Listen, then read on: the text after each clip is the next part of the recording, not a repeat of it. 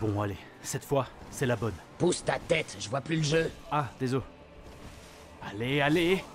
Allez. Non, mais purée. Ce jeu nous veut du mal, en fait. Comment on est censé apprécier la vie après ça? Ce que t'es naïf. Pour profiter de la vie, il faut des problèmes. Ouais, mais là, c'est abusé. Je veux voir la suite, moi, je sais pas. Si tu peux avoir tout ce que tu veux quand tu veux, à quoi ça sert de vivre? Ouais, t'as pas tort. Eh ben, Jake, si Dark Souls pouvait avoir ton chill, le monde s'en porterait bien mieux. Nachos. Ah, merci. Eh, mais ça me donne une idée. Jake, t'es le meilleur. Allez, faut que je file. À plus.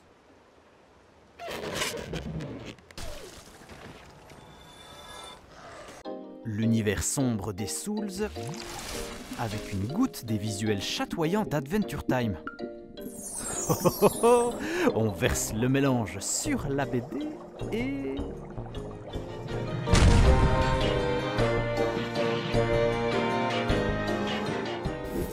Bird King, c'est une saga de bande dessinée d'aventure dans le genre dark fantasy, écrite par Daniel Friedman et illustrée par Chrome. Dans un monde plongé dans les ténèbres et dominé par la guerre, nous suivons l'histoire d'une jeune apprentie forgeron, Bianca. Elle et son maître ont été mandatés par le roi nécromancien Agul. Ils doivent reforger la lame spectrale d'Aduren, une épée légendaire aux propriétés magiques. Mais cela ne se passera pas comme prévu, ce qui forcera Bianca à fuir son pays. Seule dans sa fuite, avec l'épée des flammes, Bianca réveille alors le fantôme guerrier d'un roi déchu, Bird King. Ce duo d'infortune voyagera alors sur une route jonchée de combats épiques, de voyages hors du commun, non sans quelques révélations croustillantes sur la véritable identité de Bianca et son nouveau partenaire. L'histoire est captivante, mais la véritable force de l'œuvre, selon moi, réside dans les personnages et l'univers graphique. Chrome, le dessinateur, a vraiment une patte qui lui est propre, qu'on ne retrouve nulle part ailleurs.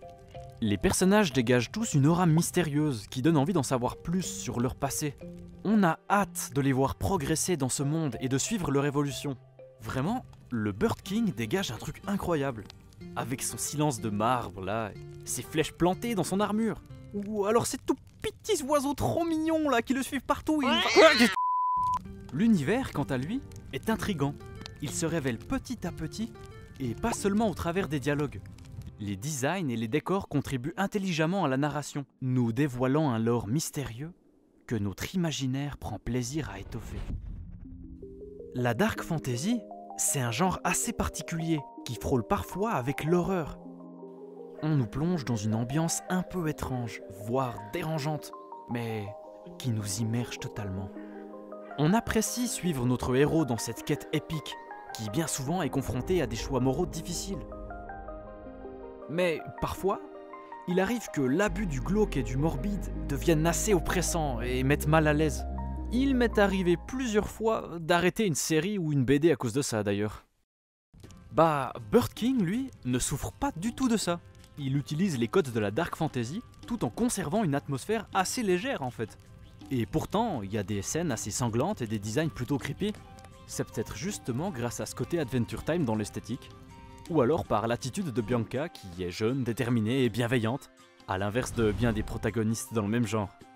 Ouais, je parle de vous là. Gwent. Ouais, il y a quelque chose de vraiment unique avec Bird King. Impossible de ne pas le recommander. Bon, c'est pas tout ça, mais il est temps que je retente ce boss pour la 46e fois. Mais avant ça, j'ai une petite fringale. Jake, allume le fourneau! Crêpes au bacon, des bonnes crêpes au bacon. Donne-moi du bacon et j'en ferai des crêpes très bonnes. Crêpes au bacon, c'est ça que je vous m'y donne. Crêpes au bacon!